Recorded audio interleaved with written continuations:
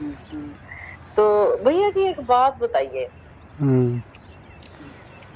जैसे सत्संग के बाद तो ये हो ही जाता है, या वैसे भी बैठे हैं थोड़ा सा हम मनन करें, तो एक स्थिति तो होती है कि स्वयं के बोध में रहना। जी जी।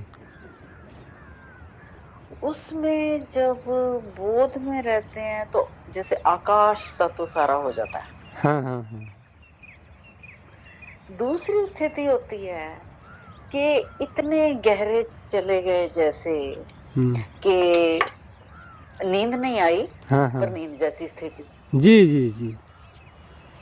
तो ये दोनों स्थितियां क्या इनके समान ही हैं? ये मतलब उसको निर्विकल्प कहते हैं, जैसे ये सविकल्प हो गई, पर दोनों से जो अंदर की स्थितियां हैं उनमें सुधार होना या संचित कर्मों का भस्म होना, दोनों एक सा ही काम करती हैं। आपने सही कहा। अभी जैसे आप मेरे से बात कर रही हैं तो आपको बोध है, ठीक। जी और जी इसको इसको सहज समाधि आप कह सकती हैं कि मेरे से बात भी कर रही हैं, आपको मतलब कि अपने होनेपन का बोध भी है। जी लेकिन जब आप असहज समाधि में जाएंगी, या उसी को आप निर्विचार समाधि कह सकती हैं, दोनों बात है, मतलब कहने का ढंग है। कोई जी उसी को निर्विकल्प समाधि बोल देता है, कोई असहज समाधि बोल देता है। जी यानी हम जागृत अवस्था में सहज हैं ना, जी और वहाँ पे जब ध्यान अवस्था में वो स्थिति आती है, उसको आप जागृत अवस्था में असहज में कोई नहीं जा सकता है।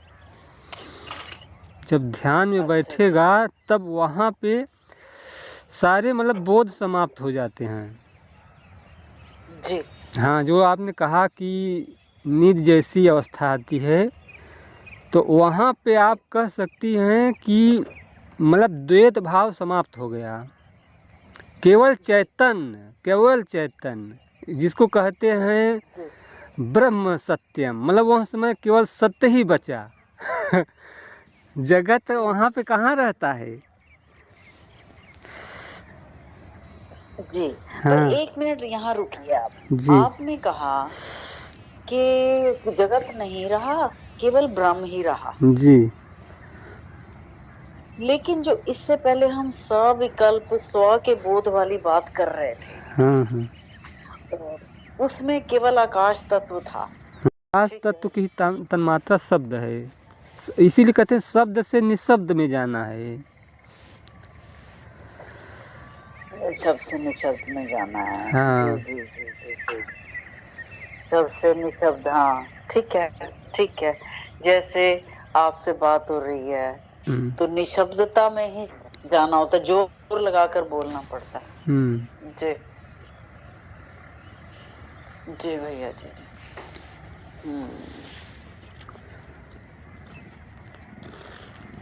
अब यहाँ पे देखिए, कुछ संतों ने ऐसा कहा है कि जी ये जो चार तत्व हैं, पृथ्वी, जल, अग्नि और वायु, ये जी। ये चार ही से ही शरीर बने हैं। हमारे पारक पांचवा नहीं गिना। हमारे पारक में जी चार ही तत्वों से बताते हैं कि चार ही तत्वों के से शरीर बने हैं। ये जो जी पांचवा तत्व है, जो आकाश तत्व है, जो खाली स्थान है, इसी में मतलब कि ये चार तत्व क्रिया करके रूप ले लेते हैं ना, तब हम्म उसका भी नाम दे दिया जाता है कि हाँ, पांच हो गए। आप कोई हम्म चीज़ बनाइए, कोई चीज़ बनाइए, आप जिसे घर बनाती हैं अपना, तो पहले वहाँ जी खाली स्थान था ना, जी खाली स्थान को ही आकाश बोलते हैं, आकाश ही अवकाश है। जी तो वहाँ हमने मतलब कि मतलब कि गिट्टी ली, सीमेंट जी ली, सरिया ली, ये पृथ्वी तत्व हो गया, उसमें फिर जल मिलाया तो अच्छा। दो तत्व हो गए। और फिर तीसरा जी तत्व, फिर वो जब मतलब कि उसमें धूप लगा, हवा लगा, तो चार तत्व हो गए ना। चार हो गए। पांचवा तत्व कहाँ से आया? पांचवा तत्व पहले से ही मौजूद था। हाँ। हाँ जी, पास्ता तो पहले से ही था। अब जैसे हम लोग, अच्छा, आकाश थोड़ी कभी लेते हैं। जैसे आकाश तो कहते हैं हमारा शरीर 5 तत्वों से बना है, तो हम आकाश नहीं लेते हैं। आकाश पहले से मौजूद है, आकाश में ही हम हैं। केवल हम जल लेते हैं और भोजन लेते हैं, यानी पृथ्वी तत्व लेते हैं, और वायु लेते हैं, और मतलब कि प्रकाश लेते हैं, ऊर्जा, अग्नि। आकाश कहाँ लेते हैं? आकाश तो पहले से मौजूद था, आकाश में तो हम है ही हैं पहले से। पहले से ही, हाँ। सही बात है, सही बात है। जी जी जी, अब समझ आया। इस आँख में इतने ही क्षमता है कि आप अपने से स्थूल तत्वों को देख पाता है। स्थूल तत्व क्या है? जल और पृथ्वी। आँख कभी हवा को नहीं देख सकती है, क्योंकि अग्नि से सूक्ष्म है हवा। हाँ जी, हाँ जी। और आँख ये मतलब शब्द को भी नहीं देख सकती है, क्योंकि हवा से भी सूक्ष्म है शब्द। सही बात है कि नहीं? हाँ जी, कभी हमने शब्द को देखा है? जो हम लोग बोल रहे हैं ये शब्द कभी दिखाई दिया है? ये किताब में जो लिखा रहता है वो तो सिंबल है एक तरह से। वो तो एक आकार दे दिया है। जैसे ऐसे तो मतलब कि हवा का भी लोग जब बनाते हैं पृथ्वी जल तत्व, तो हवा का भी मतलब ऐसे लहरीदार बना देते हैं हवा भी। हाँ जी। लेकिन हवा को कोई आँख से देख नहीं सकता है, महसूस त्वचा से भले कर ले। तो ये हमारे आँख में इतना क्षमता है कि अपने से ऊपर से 2 तत्वों को नहीं देख सकता है, और 2 ही तत्वों को, अपने नीचे वाले तत्वों को देख सकता है, और स्वयं को जान सकता है। हाँ जी, प्रकाश प्रकाश को जानता है, अपने से सूक्ष्म तत्वों को जानता है।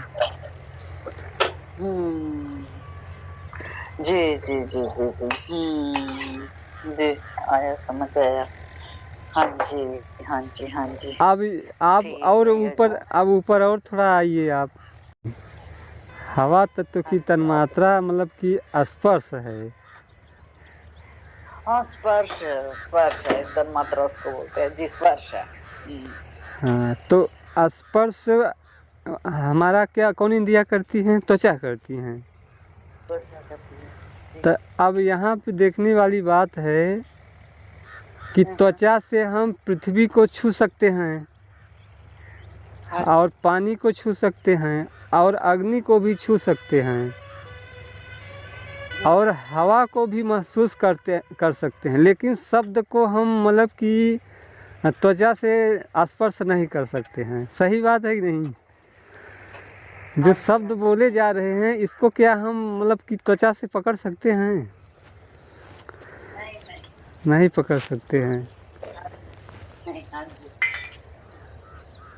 जी भैया जी। हाँ, यहाँ कहने का भाव है कि वो जो तत्व है अपने से नीचे तत्वों को ही मतलब कि पकड़ सकता है, और जो अपने से जो सूक्ष्म तत्व है उसको मतलब कि ये वायु तत्व नहीं मतलब कि स्पर्श कर सकता है, यानी त्वचा शब्द को नहीं पकड़ सकता है। हाँ जी। अब आ जाइए, आप शब्द पे आ जाइए। अभी 4 तत्व की बात हुई, अब शब्द पे आ जाइए। आकाश तत्व की जो तन्मात्रा शब्द है, हाँ जी। तो उस शब्द से, कान से, यानी शब्द कहाँ सुनाई देते हैं? कान में सुनाई देते हैं। उसकी इंद्रिय क्या है? कान है ना। तो कान से अगर कोई, आप देखिए अभी बर्तन आपका खटखटा रहा है, टकरा रहा है, तो आवाज़ सुनाई दे रहा है ना। कान ही सुन रहा है। अगर जल जल अगर जल का लहरा अगर बोलेगा, जल अगर टकराएगा एक दूसरे में, लहलहाता है ना जल, आएगी आवाज। तो उसकी भी आवाज़ कान सुन लेता है। सही है। जी भैया जी। और अग्नि, आपने अग्नि अगर धधकती है तो उसकी भी आवाज़ कान सुन लेता है। हाँ जी। और जब वायु अगर बहुत तेज चलती है, सनसनाहट की सनसनाता है, तब भी मतलब कि कान सुन लेता है। और कान शब्दों को भी सुन लेता है। यानी कान में इतना क्षमता है कि पांचों तत्वों का ज्ञान कान कर सकता है। हाँ जी। त्वचा केवल मतलब 4 तत्वों का ज्ञान करता है, आंख केवल 3 तत्वों का ज्ञान करता है, हाँ, रसना जो है 2 तत्वों का ज्ञान करता है। दो तत्व का करती है। हाँ, ये जो नाक है ये 1 तत्व का ज्ञान करता है। ओ देखिए कुदरत ने क्या रचना बनाई है, इतनी गहराई में नहीं सोचा कभी हमने।